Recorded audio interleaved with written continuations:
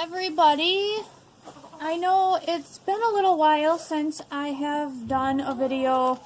It's actually starting to seem like springtime around here, so I've been super busy with things outside here. As you can see at the end of my chicken run, I still have some of the plastic up, but I've been just super busy lately. I apologize. Today I'd like to do a short video to give you some information about another poultry disease called Newcastle Disease. I do not have that disease here in my flock, thank God, but I have done some research so that I can pass along some information to you. You know, I used to say that I have the worst two chicken diseases out there here in my flock. Merrick's disease and MG. But once I did some research on Newcastle's disease, I now feel like that is one of the worst chicken diseases out there. Before I get into that though, I just want to thank everybody. We have reached beyond 200 subscribers, and I did mention that I will be doing another free giveaway once I got to that 200, so I will be doing that. I just need a little bit more time as I catch up with things outside here, like I mentioned. Yesterday, in fact, and this morning, we were working on putting together a new coop for some of my rescue birds. It is a Tractor Supply coop, and I do know that those aren't the best, but we made some modifications to that, and I do think once you modify it, it can be a usable coop. We're going to paint it and do some other things, and in the future I'll show you how we modified it to make it a better, more durable, lasting coop. I'm also just going to shoot some footage here of my chicken flock while I talk to you about Newcastle disease, because I feel like you'd rather look at them than me. So, like I said, just bear with me there about the free giveaway. We will definitely get to it. Tater! Some chicken action going on back there. Sorry about that. I guess it's bound to happen. Oh, I scared him. So, a lot of times when I do research, I talk to people from other countries, and sometimes I feel like other countries are a little more advanced when it comes to diseases in poultry as far as how they treat it and deal with it. For Newcastle's disease, I talked to a couple people in Pakistan. And I have had communications with people from all over.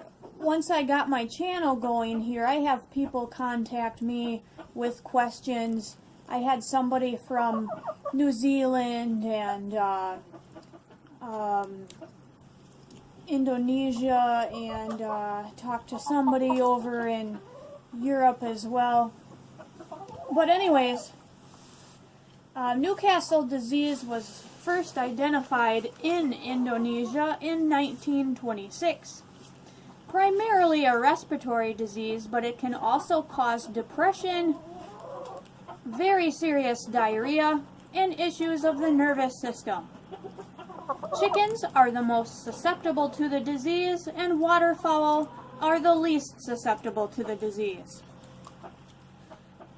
Symptoms of Newcastle disease can be gasping, coughing, sneezing, paralyzed wings and or legs, and it can result in the bird having spasms. Now, in that regard, these symptoms can mimic those of respiratory diseases like MGIB or avian influenza, and the paralysis of the legs and wings could seem like Merrick's disease too.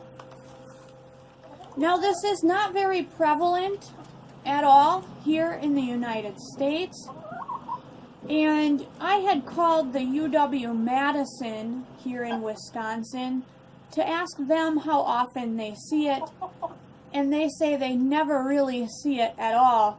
And usually, if it does show up, it's in big factory operations, and the business would have to depopulate.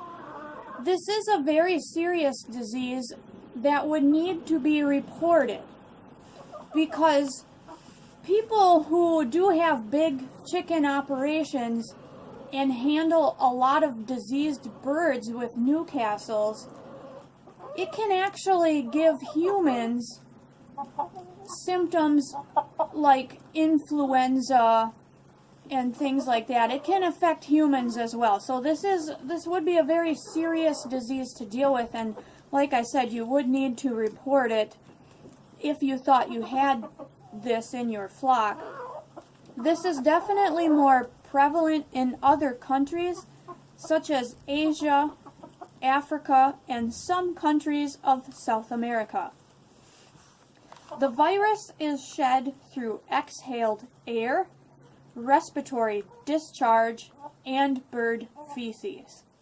So the fact that it's so easily transmitted through breathing means that it spreads rapidly in about 2 to 12 days after exposure. And vaccinated birds might not show any symptoms, but they would still shed the virus to others. Now there's different strains of this. I believe there's 3. One has a very serious high mortality rate, death rate of 70 to 100%, and the least serious strain would be more like possibly 10% death rate. Here in the U.S., you can vaccinate for Newcastle disease, and actually there's a vaccine available through Jeffers Supply online, and there's 2 different kinds. There's one that is Newcastle's Plus IB vaccine. Chicks should be vaccinated 1 to 4 days after hatch. Tater, please. You're on camera, buddy.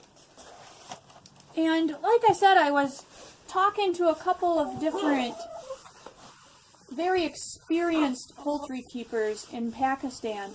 The first one I was talking to, I was asking him if you can vaccinate older birds, and he told me yes. And I was asking what kind of vaccine it was, and trying to get some more information about how someone here in the U.S. could get this vaccine. And then his response was, well, send me your personal information and a payment and I'll get you some. So, no, I'm definitely not willing to do that. I mean, if somebody doesn't have the resource of giving you, an online place to order from, and they're just going to ask your personal info, obviously that's not cool. So then the second person I talked to told me that it would not work in older birds. Now at the end of this video I will show you the different types of vaccines, what they look like, and where you can get them from. Of course, at any time you can contact me with any questions. I would probably trust what the second guy said versus the first one that just was quick to get a payment from me. But on the other hand, I would be curious to see what would happen if you did vaccinate an older bird, if it would work or not. Like I said, I don't have the disease here, and we don't have it hardly at all here in the U.S., so I may not ever know the final answer to that question. But, so that's just a little bit of information I wanted to pass along to you about Newcastle disease. And I think if you have the option to get the vaccine from Jeffers, the one that has the infectious bronchitis vaccine along with it, then that would be your best way to go. So, thanks for watching. It's been a gorgeous day out here. You might hear my husband's tractor in the background. I apologize for that, but as I mentioned, we've been so busy. I'm just so glad that the weather is better here, and I appreciate all the subscribers. And I will get back to you as soon as I possibly can with the free giveaway, and I will give you more information on that. As always, please do share the channel and share the videos.